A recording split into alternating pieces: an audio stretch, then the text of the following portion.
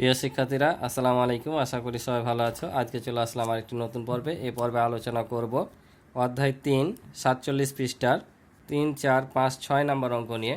তো তোমরা ক্লাসটি শেষ পর্যন্ত দেখবে, আমি তোমাদেরকে সহজ করে বুঝিয়ে দেওয়ার চেষ্টা করবো ইনশাআল্লাহ।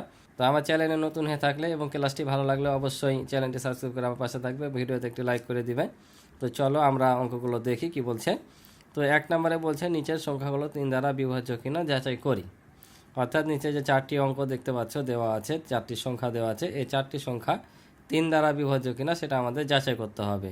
তো আমি একটা একটা করে বুঝাবো আর করে দেব। তো 3 দ্বারা বিভাজ্যতার সংখ্যা নির্ণয় করার একটা সংক্ষিপ্ত নিয়ম আছে, অর্থাৎ শর্টকাট নিয়ম আছে। ওই নিয়মটা করলে আমরা বড় বড় সংখ্যাও সহজে বুঝতে পারবো যে 3 দ্বারা বিভাজ্য কিনা। তো নিয়মটা কি? তো আমার গত পর্বে যারা ক্লাস দেখেছো তারা অবশ্যই এটা বুঝতে পারছো যে কি হবে। তারপরও যারা নতুন দেখছো তারা শুনে নাও যে যখন কোনো সংখ্যা 3 দ্বারা বিভাজ্য কিনা সেটা শর্টকাট জানা নিয়ম হচ্ছে, যখন এই সংখ্যাটির অঙ্কগুলো, তো অঙ্ক কি, অর্থাৎ এই যে এটা একটা সংখ্যা তাই কি না, এই যে এখানে দেখতে পাচ্ছ 4, 2, 3 এগুলো এক একটি বলে অঙ্ক, ঠিক আছে। তো এই অঙ্কগুলোর যোগফল যদি 3 দ্বারা বিভাজ্য হয় তাহলে সংখ্যাটি 3 দ্বারা বিভাজ্য হবে। বুঝতে পারছো? কারণ আমরা জানি অঙ্ক প্রতীক 10টি, 0 থেকে 1, 2, 3 একবারে 9 পর্যন্ত 10টি হচ্ছে অঙ্ক প্রতীক। তো এগুলো এক একটি অঙ্ক, এক একটা অঙ্ক একত্রে হয়ে তোমার সংখ্যা গঠিত হয়। আবার 1, 2, 3 এগুলো নিজস্ব একাই একটি কিন্তু সংখ্যা। তো এখানে কয়টি অঙ্ক আছে? 3টি। তাহলে এই 3টি অঙ্কর যোগফল যদি 3 দ্বারা বিভাজ্য হয় তাহলে সংখ্যাটি 3 দ্বারা বিভাজ্য হবে। আর যদি 3 দ্বারা বিভাজ্য না হয় তাহলে সংখ্যাটিও 3 দ্বারা বিভাজ্য হবে না। এটাই হচ্ছে শর্টকাট নিয়ম। যত বড় সংখ্যা হোক তোমাকে ভাগ করে করে বের করতে হবে না, অঙ্কগুলো যোগ করবা, যোগফলটা দেখবা 3 দ্বারা বিভাজ্য কিনা। 3 দ্বারা বিভাজ্য হলে সংখ্যাটি 3 দ্বারা বিভাজ্য হবে, না হলে হবে না। যেমন এখানে দেখো 4, 2, 6 আর 3 হচ্ছে 9, 3 3 9, 9 কিন্তু 3 দ্বারা বিভাজ্য, তাহলে এই সংখ্যাটাও 3 দ্বারা বিভাজ্য হবে। কত সহজে হলো না? তো চলো আমি তোমাদেরকে খাতায় কিভাবে করতে হবে সে অনুযায়ী করে দিই। তাহলে দেখো এখানে তোমরা প্রথমে একটি কথা লিখে নিবা যে কোনো সংখ্যায় ব্যবহৃত অঙ্কগুলোর যোগফল 3 দ্বারা বিভাজ্য হলে সংখ্যাটি 3 দ্বারা বিভাজ্য হবে। এই কথাটা নিয়ে অঙ্কগুলো তোমরা করবা পরস্পর, ঠিক আছে। আর পরীক্ষায় যদি তোমাদের অঙ্ক দেয় তো প্রত্যেকটা অঙ্কেই এটা একবার করে লিখে নিবা, ঠিক আছে। যেহেতু এখন একসাথে দেওয়া আছে অঙ্কটি, বারবার লিখলাম না, একসাথে আমরা লিখে নিলাম। এখন আমরা অঙ্কগুলো সমাধান করব, ঠিক আছে। তাহলে কি বললাম যে কোনো সংখ্যায় ব্যবহৃত অঙ্কগুলোর যোগফল 3 দ্বারা বিভাজ্য হলে সংখ্যাটি 3 দ্বারা বিভাজ্য হবে। আর যদি 3 দ্বারা বিভাজ্য না হয় তাহলে সংখ্যাটিও 3 দ্বারা বিভাজ্য হবে না।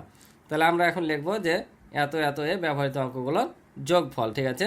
তো আমি এখান থেকে করতে লাগি, অঙ্ক আর উঠালাম না, যে এত এর ব্যবহৃত অঙ্কগুলোর যোগফল। তাহলে এত এর ব্যবহৃত অঙ্কগুলোর যোগফল কত? 4 + 2 + 3 সমান সমান কত? 9। তাহলে লিখব যে যোগফল 9 সমান, একটু এখানে দেখাতে পারো যে 3 × 3, কারণ 3 3 হয় 9, কমা যা 3 দ্বারা বিভাজ্য। বুঝতে পারছ? তাহলে 3 দ্বারা যদি এই অঙ্কটির যোগফল বিভাজ্য হয় তাহলে কি বলেছি, সংখ্যাটিও 3 দ্বারা বিভাজ্য হবে। তাহলে লিখব অতএব 423 সংখ্যাটি 3 দ্বারা বিভাজ্য। বুঝতে পারছ? যদি এখানে যোগফল 3 দ্বারা বিভাজ্য না হতো সংখ্যাটিও 3 দ্বারা বিভাজ্য হতো না। যেহেতু যোগফল 3 দ্বারা বিভাজ্য হয়েছে সংখ্যাটিও 3 দ্বারা বিভাজ্য হবে। এভাবে বাকি 3টাই করা লাগবে, ঠিক আছে। আশা করি যে তোমরা এখন করতে পারবা। তো তোমরা নিজেরা আগে চেষ্টা করবা, না পারলে আমি করে দিচ্ছি, তোমরা এখান থেকে দেখে নিবা। তাহলে দেখো পরের 3টি অঙ্ক আমি এখানে করে দিলাম, তোমরা না পারলে এখান থেকে দেখে নিবা, একই রকমই সব। তো দেখো 643 আছে পরেরটা, এর অঙ্কগুলোর যোগফল আমি এখানে দিয়েছিলাম এত এর ব্যবহৃত অঙ্কগুলোর যোগফল, ঠিক আছে। এটা না দিয়ে তোমরা সরাসরি এভাবে লিখতে পারবা যে এত এর অঙ্কগুলোর যোগফল, ব্যবহৃত না দিলে হবে, ঠিক আছে। এত এর অঙ্কগুলোর যোগফল, তাহলে যোগফল কত পেলাম? 13 পেলাম, কারণ 6, 4, 3 এই 3টি অঙ্ক যদি যোগ করি আমরা তাহলে কত হবে? 13 হবে, কারণ 6 আর 4 10 আর 3 13। তো যোগফল 13 যা 3 দ্বারা বিভাজ্য নয়। 13 কি 3 দ্বারা বিভাজ্য? বিভাজ্য না, কারণ 13 একটি মৌলিক সংখ্যা। তাহলে এই সংখ্যাটিও 3 দ্বারা বিভাজ্য হবে না। তো তোমাদের আমি একটু প্রমাণ দেখাই। এই যে দেখো যে আসলে এটা বিভাজ্য হচ্ছে কিনা। 3 দুগুণা 6, 4 নামবে 3 একে 3, 1 নামবে এই 13, আবার হচ্ছে 3 4 12। এই যে দেখো ভাগশেষ থেকে যাচ্ছে, বিভাজ্য না। তাহলে বুঝতে পারছো, যদি অঙ্কগুলোর যোগফল 3 দ্বারা বিভাজ্য হয় তাহলে অবশ্যই সংখ্যাটি 3 দ্বারা বিভাজ্য হবে, আর যদি 3 দ্বারা বিভাজ্য না হয় সংখ্যাটি 3 দ্বারা বিভাজ্য হবে না। বুঝতে পারছো? তাহলে এটা আমাদের 3 দ্বারা বিভাজ্য না, যেহেতু যোগফলটা 3 দ্বারা বিভাজ্য না। এবার 3 নাম্বার দেখো, 3 নাম্বারে 931 আছে, এর অঙ্কগুলোর যোগফল, তাহলে আমরা 9 3 1 যোগ করলে হচ্ছে এটাও 13। তাহলে এটাও যোগফল 13 যা 3 দ্বারা বিভাজ্য না। তাহলে এত সংখ্যাটিও 3 দ্বারা বিভাজ্য না। যেমন দেখো এত বড় সংখ্যা, এখন যদি তুমি 3 দ্বারা বিভাজ্য কি বিভাজ্য না বের করতে যাও, তাহলে 3 দ্বারা ভাগ যদি করো তাহলে কত বড় হবে। আর এটা শর্টকাট বের হয়ে যাচ্ছে, দেখো যে এত এর অঙ্কগুলোর যোগফল, তাহলে আমরা এটা যোগ করে পেলাম 9 0 3 1 2 যোগ করলে আমরা 15 পাচ্ছি। ঠিক আছে, শূন্যর সাথে যাই যোগ করি না কেন সেটাই হবে। ঠিক আছে, গুণ ভাগ করলে শূন্য হয়, কিন্তু যোগ বিয়োগ করলে ওই সংখ্যা থাকে। তাহলে এগুলো যোগ করলে আমরা 9 আর 3 12 13 14 15 15 পেলাম। তাহলে যোগফল 15, 3 পাচ্ছে 15। এটা দেওয়ার উদ্দেশ্য হচ্ছে 3 দিয়ে ভাগ যাচ্ছে, গুণ করে 15 হচ্ছে মানে 3 দিয়ে ভাগ হবে, ভাগফল কত হবে 5। তাহলে 15 সমান 3 গুণ 5 যা 3 দ্বারা বিভাজ্য। তাহলে এত সংখ্যাটিও 3 দ্বারা বিভাজ্য। তো আশা করছি এখন 3 দ্বারা বিভাজ্য সংখ্যা তোমরা বুঝতে পারছো শর্টকাটে, যে যদি 3 দ্বারা বিভাজ্য পরে কীভাবে বের করতে হবে। বা এগুলো এখানে দেওয়ার উদ্দেশ্য হচ্ছে তোমরা যখন লসাগু করবা, যে কোনো পদ্ধতিতে লসাগু বা গসাগু করো না কেন, তোমরা সহজে বুঝতে পারবা যে এটা কততে ভাগ যাবে। তোমরা যখন লসাগু করবা সংক্ষিপ্ত পদ্ধতি করো আর গুণনীয়কের সাহায্য করো তোমরা, তাহলে যখন লসাগু বা গসাগু করবা তখন ওই সংখ্যাগুলো অঙ্কগুলো যোগ করে নিবা, দেখবা 3 দ্বারা বিভাজ্য কিনা। এভাবে তোমরা লসাগু করলে সহজে তোমরা কোনটা কত দ্বারা বিভাজ্য হবে বুঝতে পারবা। তো চলো আমরা পরের অঙ্কটা দেখি। তো পরের অঙ্কে এবার বলেছে দেখো যে নিচের সংখ্যাগুলো 4 দ্বারা বিভাজ্য কিনা যাচাই করি। আমরা শিখলাম 3 দিয়ে, এবার শিখব 4 দিয়ে। তো 4এরও একটা নিয়ম আছে। তো নিয়মটা কি, এখানে তোমরা দেখতে পাচ্ছ যে এখানে একটা সংখ্যা, এটা আমরা এভাবে পড়ি যে একক দশক শতক, তাই কি না। এটা যেমন একক দশক শতক হাজার অযুত এভাবে পড়ি। তো এখানে হচ্ছে এই একক আর দশক স্থানীয় অঙ্ক মিলে, অর্থাৎ এই একক আর দশক এই দুটা অঙ্ক মিলে গঠিত সংখ্যা যদি 4 দ্বারা বিভাজ্য হয় তবে সংখ্যাটিও 4 দ্বারা বিভাজ্য হবে। এই একক দশক অর্থাৎ শেষ দুইটার অঙ্ক মিলে যদি গঠিত সংখ্যা 4 দ্বারা বিভাজ্য হয় তাহলে সংখ্যাটিও 4 দ্বারা বিভাজ্য হবে। যদি 4 দ্বারা বিভাজ্য না হয় তাহলে এই সম্পূর্ণ সংখ্যাটিও 4 দ্বারা বিভাজ্য হবে না। ঠিক আছে, যেমন দেখো এর একক আর দশক স্থানীয় মিলে গঠিত সংখ্যা কত 32। তাহলে এখন বলো তো 4 দ্বারা বিভাজ্য কিনা। 4 8 32 কি বিভাজ্য না, তাহলে এই সংখ্যাটিও বিভাজ্য। যেমন এটা দেখো যে 0 8 মিলে গঠিত সংখ্যা, তো একক দশক মিলে হচ্ছে 8, 4 দেব না 8, এটাও কিন্তু বিভাজ্য। এটা যেমন হচ্ছে 28, 4 7 28, এটাও কিন্তু বিভাজ্য। বুঝতে পারছো, তার মানে সবই আমরা এখানে বিভাজ্য পাচ্ছি। আর এটা এখন কিভাবে বুঝবো, এটাও আরেকটা জিনিস আছে, যদি কোনো সংখ্যার শেষের দুটো অঙ্ক অর্থাৎ একক আর দশক স্থানীয় অঙ্ক দুটোই যদি শূন্য থাকে তাও সংখ্যাটি 4 দ্বারা বিভাজ্য হবে। বুঝতে পারছো, যদি কোনো, এটা যেমন বলছে যে একক আর দশক স্থানীয় অঙ্ক মিলে গঠিত সংখ্যা যদি 4 দ্বারা বিভাজ্য হয় সংখ্যাটি 4 দ্বারা বিভাজ্য হবে। আর কোনো সংখ্যার একক ও দশক স্থানীয় অঙ্কের শেষ দুইটা যদি শূন্য থাকে তাহলে সংখ্যাটি 4 দ্বারা বিভাজ্য হবে। বুঝতে পারছো, তার মানে এখানে মুখে মুখে তোমরা কিন্তু পেরে গেলা। তো খাতায় কীভাবে লিখতে হবে শুধু করে দিই, তোমরা লিখে নিবা। ঠিক আছে, তাহলে দেখো এটাও লিখে নিলাম যে যে সকল সংখ্যার একক ও দশক স্থানের দুইটি অঙ্কই শূন্য অথবা একক ও দশক স্থানের অঙ্ক দ্বারা গঠিত সংখ্যা 4 দ্বারা বিভাজ্য সেই সকল সংখ্যা 4 দ্বারা বিভাজ্য হবে।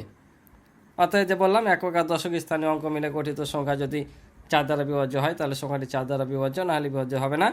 আর শেষে দুটা যদি শূন্য থাকে তাহলে 4 দ্বারা বিভাজ্য। তো দেখো আমরা লিখে নিলাম যে এত এর একক স্থানের অঙ্ক 2 ও দশক স্থানের অঙ্ক 3 দ্বারা গঠিত সংখ্যা 32, অর্থাৎ 4 8 32 সমান হচ্ছে 32, যা 4 দ্বারা বিভাজ্য। তাহলে এটা যেহেতু 4 দ্বারা বিভাজ্য, একক আর দশক স্থানের অঙ্ক দ্বারা গঠিত সংখ্যা 32 4 দ্বারা বিভাজ্য, এটা তার উদ্দেশ্য হচ্ছে 4 8 32 মানে 4 দিয়ে ভাগ করলে আমরা 8 পাবো, অর্থাৎ নিঃশেষে বিভাজ্য, যা 4 দ্বারা বিভাজ্য। তাহলে এত সংখ্যাটিও 4 দ্বারা বিভাজ্য। এভাবে পরের অঙ্কগুলো করা লাগবে সেম। এটাও তোমরা নিজেরা চেষ্টা করবা, যদি সমস্যা হয় করে দিচ্ছি দেখে নিবা। তাহলে দেখো আমি এখানে করে দিলাম অঙ্কগুলো, তোমাদের সমস্যা হলে দেখে নিবা, ঠিক আছে? যে এত এর একক স্থানের অঙ্ক 8 ও দশক স্থানের অঙ্ক 0 দ্বারা গঠিত সংখ্যা 0, 8 বা 8, যেহেতু আমাদের সামনে শূন্যের কোনো দাম নাই, যা 4 দ্বারা বিভাজ্য। তাহলে অতএব বা সুতরাং যাই দাও না কেন সংখ্যাটি 4 দ্বারা বিভাজ্য। এটাও দেখো 1028 এর একক স্থানের অঙ্ক 8 ও দশক স্থানের অঙ্ক 2 দ্বারা গঠিত সংখ্যা 28 সমান 4 7 28, যা 4 দ্বারা বিভাজ্য। এখানে অর্থাৎ দিয়েও লিখতে পারো, সমান দিয়েও লিখে দিলে সমস্যা নেই, ঠিক আছে? তাহলে যেহেতু এটার একক আর দশক স্থানের অঙ্ক, অর্থাৎ এই যে একক দশক স্থানের অঙ্ক দ্বারা গঠিত সংখ্যা 28 4 দ্বারা বিভাজ্য, তাহলে এত সংখ্যাটিও 4 দ্বারা বিভাজ্য। আর এটা আমরা দেখতে পাচ্ছি এত এর একক ও দশক স্থানের দুইটি অঙ্কই 0, অর্থাৎ এত সংখ্যাটি 4 দ্বারা বিভাজ্য। কারণ আমরা এখানে প্রথমেই লিখে দিয়েছি যে একক আর দশক স্থানের দুইটি অঙ্কই 0 হলে 4 দ্বারা বিভাজ্য হবে, তাই এখানে আর কিছু লেখা দরকার না, এটাও লিখলেই হবে যে এত এর একক ও দশক স্থানের দুইটি অঙ্কই 0, অর্থাৎ এত সংখ্যাটি 4 দ্বারা বিভাজ্য। আশা করি তোমরা 3 দ্বারা এবং 4 দ্বারা বিভাজ্যতা বুঝতে পারছো। তো আর দুইটি অঙ্ক আছে দেখো, যে 7 ও 13 এর লসাগু কত, 13 ও 17 এর গসাগু কত। তো এখানে একটা জিনিস মনে রাখবা, যখন দুইটি সংখ্যা মৌলিক হয়, দুইটি সংখ্যাই মৌলিক হয়, তখন এদের লসাগু হয় সংখ্যা দুইটির গুণফল। বুঝতে পারছো? যখন দুইটি সংখ্যায় মৌলিক হবে তখন তাদের লসাগু হবে সংখ্যা দুটির গুণফল। বুঝতে পারছো? অর্থাৎ এই দুটো সংখ্যা গুণ করলে তাদের লসাগু বের হয়ে যাবে। আর যখন দেখবা যে 2 বা ততোধিক সংখ্যা মৌলিক, তখন তাদের গসাগু হয় 1, কারণ 1 ছাড়া তাদের মধ্যে সাধারণ গুণনীয়ক থাকে না, তাই তাদের গসাগু হবে 1। তাহলে বুঝতে পারলে, দুটাই যদি মৌলিক সংখ্যা হয় তাহলে তাদের লসাগু হবে সংখ্যা দুটির গুণফল, আর 2 বা ততোধিক সংখ্যা যদি মৌলিক হয় তাহলে তাদের গসাগু হবে 1, কারণ মৌলিক সংখ্যার মধ্যে 1 ছাড়া অন্য কোনো সাধারণ গুণনীয়ক আর থাকে না। কারণ মৌলিক সংখ্যার বৈশিষ্ট্য হচ্ছে 1 এবং ওই সংখ্যা নিজে।